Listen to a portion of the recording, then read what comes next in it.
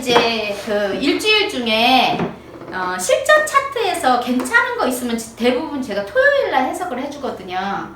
왜냐하면 여기는 중급반이기 때문에 초급반한테 이렇게 해주기에는 못 알아듣는 경우가 있기 때문에 대부분 안 하고, 토요반들은 그래도 어느 정도 알겠다 싶어서 이렇게 차트 해석을 좀 해드리려고 하고 있어요. 근데 지금 여기가 지금 중급 1이거든요. 그럼 중급 1은 이론 위주로 많이 갈 거고, 중급 2, 두 번째 들을 때는 될 수 있으면 차트 많이 해주려고 많이 그렇게 이제 프로그램 좀 짰어요. 그래가지고 이렇게 되어 있고요. 그 다음에 제가 다음 주 수요일 날 동국대를 가야 되는데 커리큘럼은 짜가지고 오라 그랬어. 대충 짜오라 그랬는데 어떻게 짜야지? 라고 생각을 하다가 이제 내가 왜 이거를 하는지, 보통 그러잖아요. 책을 쓰면 작가의 말씀 이런 거 있잖아. 그거로 이제 또 생각을 해본 거야.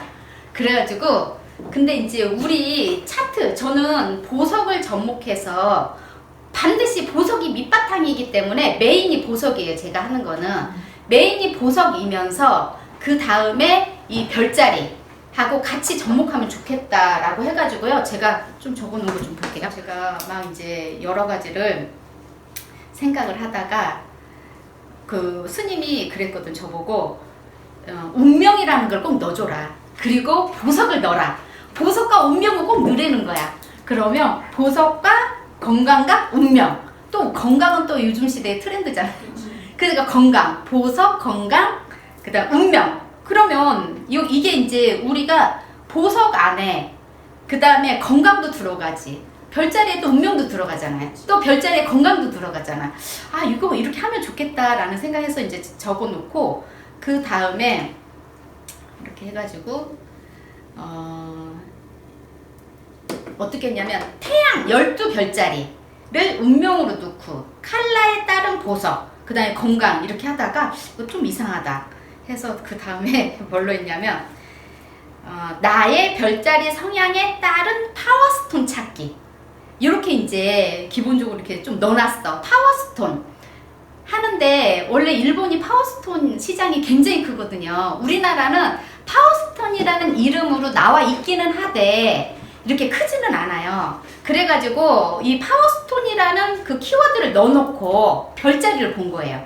딱 별자리를 보니까, 그리고 제가 이렇게 저기 머릿말을 뭘로 할 건지 이렇게 해가지고 이제 또 미리 또 적어놔야잖아. 생각날 때마다. 그래가지고 적었는데 이제 이거 정리해야 되거든요. 근데 뭐냐면 이게 별자리 해석 이따 해드릴 거예요. 여기에 거의 들어가 있거든요. 이게 우리나라와 전 세계를 보는 거예요. 그럼 기본으로 우리나라를 보는 거잖아. 그러면 이게 뭐냐면 코로나 이전의 시대를 물질을 추구하는 시대였다면 앞으로의 코로나 이후의 시대는 첨단화된 IT, 기계 속에서의 개인주의적인 성향이 강화된 시대가 될 것이다. 이게 뭐냐면 코로나 이전이면은 우리가 명왕성 염소자리 시대예요. 명왕성 염소자리, 현실적이고 물질 위주이죠. 그러면 우리가 현실적이고 물질 위주의 삶을 살아온 거예요. 그동안. 그러면 코로나 이전 시대에 염소자리 시대, 그 이전 시대를 보면은요, 우리 옛날에 해외여행 안 갔거든요. 그런데 해외여행이 어느 날 본물처럼 막 쏟아져 나왔죠. 그때가 언제냐면 사수자리 시대였어요. 사수자리 시대가 지나고 이제는 그 다음에 물질을 추구하기 때문에 사람들이 그 부동산, 아파트 굉장히 이런 쪽에 관심을 많이 가지게 된 거예요. 근데 앞으로의 올 시대는 물병자리 시대이니까 첨단화된 기계, IT 속에서 개인주의 성향이 있을 거다. 그러므로 점점 시간이 지나면 감성이 메말라가는 거예요. 이게. 그래서 대면 대화가 줄어들며 우리가 흔히 얘기하는 정문화가 없어진다는 거지. 우리는 정문화잖아요. 근데 정문화가 없어져요. 그래서 아주 쿨하다는 시대에 살게 되겠죠. 쿨한 시대에 살아. 물병자리 시대, 쿨한 시대. 쿨하다는 것은 서로 간섭하지 않아 좋은 면도 있지만 감정이 메말라가면서 또 다른 문제점이 발생이 되는 거예요. 여기에서 바로 심리적인 문제들이 발생이 될 거다. 심리적인 거. 밖으로 드러나지 않고 눈에 보이지 않는 심리를 어떻게 잘 컨트롤하여 건강하고 밝은 사회로 만들 것인가가 이번 강의의 주요 핵심 주제예요. 이게 그리고 앞으로 4, 5년 후에는 명왕성이 물병 시대를 맞이하게 된다. 지금까지 약 20년 정도는 명왕성이 염소자리 시대였으므로 우리가 이제 나는 보석을 하니까 우리 보석 업계를 바라봤을 때 부익부 빈익빈이에요. 그게 뭐냐면 우리가 보석을 안 하는 것 같은데 돈이 있는 사람은 큰 거를 해요. 예전에 우리 결혼할 때 보면 돈이 있든 없든 그 신부는 기본으로 3부, 5부, 신랑은 2부, 3부. 이거 대부분 그랬죠. 이건 돈이 있냐 없냐는 거의 생각을 안 해요. 한 다이아 이제 조금 해준다라고 하면 3부 하고 조금 더 해준다 하면 5부예요. 그래서 기본 평균이 5부 정도예요. 무슨 어린애가 다이아 큰 거 해. 1캐럿 하면 큰 거 하거든요. 요즘은요 거의 다른 거 다 안 해도 캐럿짜리 해요. 다이아를 예물한다. 그러면 캐럿 시장이 늘어났고요. 오히려 3부, 5부 때 시장이 줄어든 거예요. 거의. 그래가지고 그러니까 이게 안 하는 것 같은데 하는 사람은 더 크게 한다. 그러고 안 하는 사람은 아예 안 하기 때문에 중간이 없어져 버린 거예요. 중간. 예전에는 그 중간치가 되게 많았거든요. 그래서 부익부 빈익부 시대였어요. 근데 소위 부자라고 하는 분들은 보석을 더 큰 걸로 구매하고 반면 젊은 층과 하루하루 먹고 살기 힘든 분들은 보석을 사치품으로 간주하여 아예 생각을 안 하던지 아니면은 이걸 안 하고 뭐를 사요? 집 사는데 보태잖아요. 봐요? 돈이 있는 사람은 집 사는데도 보태고 그래 이왕이면 내가 언제 해주겠어. 이 결혼 이 시기에 그 안 해주면 때가 있는 거다. 그래가지고요 그 IMF 지난 이후로 예물을 어떻게 했냐면 예물시장이 판도가 많이 바뀌었거든요. 판도가 바뀌었는데 어떻게 바뀌었냐. 그 예전에 IMF 전에는요 양가 부모님이 예물을 하러 다 왔어요. 그래서 저희가 이 원탁인 이유가 6명이 기본으로 앉아야 돼요. 신랑, 신부, 양가 부모님. 그래서 6명이 기본으로 앉아야 되기 때문에 저는 이 원탁에서 한 거예요. 대부분 사각탁이죠. 근데 원탁에서 앉아야 그 사람을 다 같이 앉아서 얘기를 하거든요. 그러니까 이제 그렇게 상담을 했었는데 IMF가 딱 지나면서 부모님들이 돈으로 줘요. 아유 그래 네가 그 사고 싶은 대로 해라. IMF 전에는 시어머니의 권한이니까 그 시어머니가 해주는 대로 며느리가 받았어요. 근데 이제는 바뀌어가지고 돈으로 줘. 돈으로 주고 나니까 이 젊은 사람들이 뭐를 했냐. 예물을 안 해요. 뭐를 하냐. 자기가 사고 싶은 명품을 산다든지 이러고 나니까 분명히 시어머니는 예물값을 줬는데 시간이 지나고 보니까 예물을 안 해준 걸로 돼버려. 그래가지고요 정말 요즘은 다시 어머님들이 와요. 여기를 와가지고 그래도 이거는 해야 된다 이렇게 해가지고 또 해주세요. 그러다 보니까 어머니하고 오다 보니까 개수는 적지만 알이 커져요. 신랑 신부는 다이아 필요 없다 그래. 그럼에도 불구하고 어머니가 살아보니까 다이아를 안 받으면 안 받았을 때의 마음과 하나라도 받았을 때 작은 정말 1분짜리 하나라도 받은 사람의 마음은 다르거든요. 나 다이아 받아보니까 별거 아니야 이런 사람의 마음과 안 받아봤으니까 나 결혼 때 다이아도 안 받아봤어 이런 사람 마음이 달라요. 그게 나이가 들어서 50대 이후가 달라져요. 50대 이후에 마음이 틀려요. 그래서 이렇게 이제 트렌드가 바뀌었거든요. 그랬는데 지금은 이제 어떻게 하냐. 그동안은 염소자리 시대니까 절제하고 그리고 그 예술성의 별이 아니잖아요. 현실적인 별이다 보니까 우리 다이아 무색이죠. 예전에 IMF 전에는요 알록달록 그 루비, 사파이어, 에메랄드 많이 했어요. 근데 딱 바뀌면서 루비, 사파이어는 안 하고 다이아하고 진주시장 확 떠올라 버린 거예요. 나머지 완전히 확 죽어버린 거예요. 거의 지금 20년 가까이 그렇게 됐어요. 그래가지고 유색석 시장이 딱 죽은 거야. 그랬는데 다이아 시장은 엄청 커졌죠. 그래서 이제 이렇게 됐는데, 아니면 천연 보석이나 아니면 모조, 인조를 천연 보석보다는 모조, 인조 보석을 구매하는 경향이 있어. 그러면 큰 거를 하든가 아니면 액세서리 시장이 커졌었겠지. 그동안 좀 저렴한 돈에 이제 살 수 있는 거, 이런 식으로. 그리고 절제된 그냥 알록달록한 거보다는 무채색의 칼라, 이런 보석들이 현재 그 트렌드로 이렇게 왔던 거예요. 현재 왔는데, 그런데 이제는 제가 이거 딱 적으면서 보니까, 이것도 보고 하니까, 명왕성 물병자리 시대에는 빈부를 떠나, 이제는 빈부를 떠나서 천연, 모조, 인조라는 테두리도 떠나요.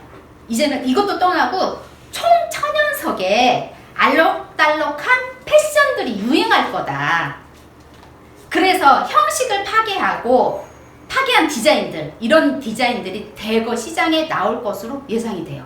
이게 그러면 보석도 그동안 다이아와 진주 위주의 시장의 구조였다면, 앞으로는 크기와 상관없이 알록달록한 유색 보석들이 시장을 선도할 것으로 예상되니, 나에게 맞고 에너지를 주는, 그리고 심리적으로 안정의 효과를 줄 수 있는 파워스톤에 대해서 이제 연구하고 공부하고자 하는 거지.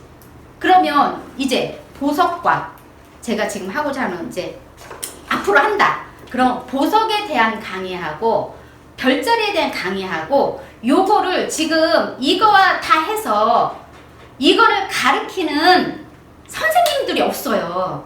선생님들 배출을 해야 되거든요. 그래야 20년 뒤, 30년 뒤 있잖아요. 지금은 앞으로 오는 게 물병자리 시대예요. 물병자리 시대에는 실은 내가 알고 있는 정보를 알리는 거거든요.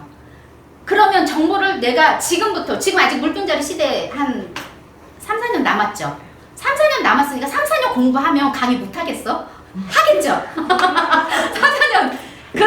그러면 선생님들이 내가 이거를 해서 얼마를 받고 뭘 해야겠다가 아니고, 이거를 해서 내가 좋은 선생님이 되든 강사가 되든 교수가 되든 이런 나의 한 분야를 개척할 수 있는 그런 아이템이 될 수 있지 않을까. 너무너무 괜찮은 학문일 것 같다라는 생각이 딱 드는 거예요. 그래가지고 제가 이거 이제 정말 잠시 이렇게 생각이 나고 빨리 적었거든요. 그러면서 그 흐름을 보니까 우리가 그동안 왔던 시대가 너무 무채색의 컬러였구나, 이 생각이 딱 드는 거예요. 그러면서 되게 좋은 물병자리 시대는 어쨌든 유행을 선도하는 그런 그 시대이거든요. 물병자리, 별자리로 보면. 그러니까 그렇게 바뀌지 않을까라는 생각이 딱 들어요. 2024년 12월까지 바뀌고. 2024년이니까 원래 항상 바뀌기 전부터 에너지가 오니까 지금부터 와 있는 거예요, 이미. 그러니까 우리는 이게 별이 갔다가 뒤로 왔다 갔다 하거든요. 그러면 우리한테 이미 지표를 주는 거예요. 계속 주고 있는데, 사람들은, 인간은 어리석어서 그거를 빨리 캐치. 아무리 유색설을 하려고 해도요, 트렌드 자체에 그게 올 수가 없는 거예요. 그러니까 그 시장 자체가 죽었던 거야. 근데 이제는 얼마 안 있으면 이 유색석 시장이 확 떠올라. 그러면 어떻게 되냐? 사람들이 암울한, 지금은 이제 코로나 시대 뭐 이렇게 있으니까 내면적으로 암울하니까 밝은 거를 찾을 거예요. 앞으로는 밝은 거 찾으면 우리는 빨리 밝은 것 쪽으로 바꿔줘야 그 시대가 올 때 그거를 받아들일 수 있다는 거예요. 그러니까 제가 이 별자리와 이거를 쫙 접목해 보니까 이게 이렇게 나오더라고요. 어머, 너무 신기하다. 제가 이거 보면서. 그래서 지금 패션 아니면 어떠한 그 트렌드를 빨리 읽어야 된다라고 하면 이런 방향으로 흐를 가능성이 굉장히 높은 상황이에요, 현재. 그러니까 너무 좋다. 파워스톤 빨리 하자. 파워스톤 그게 뭐냐면, 저는 이제 여기 이거 투어멀린 되게 좋아하거든요. 투어멀린이라는 이 보석 자체가 색상이 굉장히 다양해요. 여러 가지 색상으로 이루어져 있는데 그런데 여기 안에는 건강까지 같이 들어가요. 그래서 저는 약간 이제 보석을 하는 사람으로서 이렇게 남들이 하지 않는 거를 좀 찾으려고 하거든. 뭐가 좋으니까 이렇게 간대 이렇게 하면 안 돼요.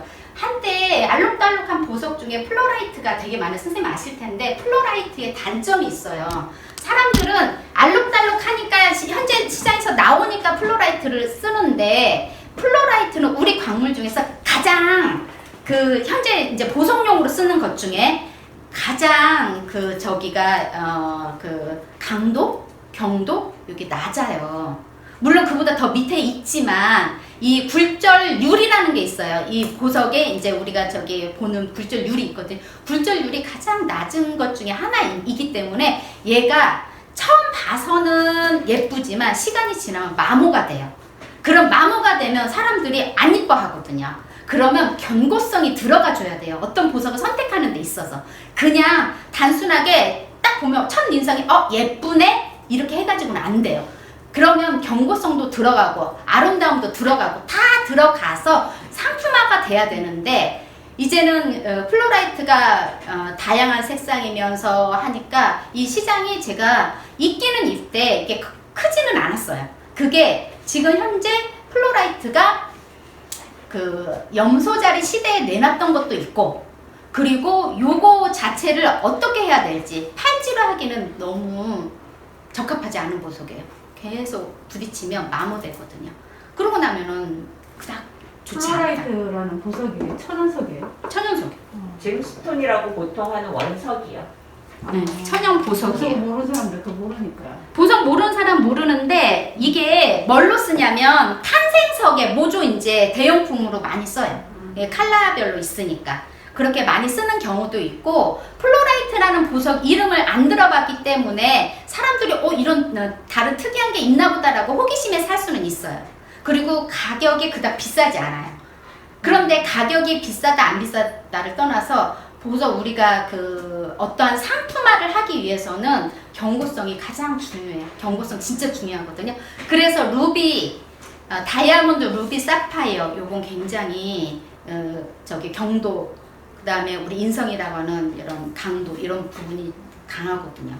그래서 그 저기 영원한 다이아몬드, 영원한 보석이 될 수 있었던 거는 그 부분이 있었기 때문에 그런 거예요.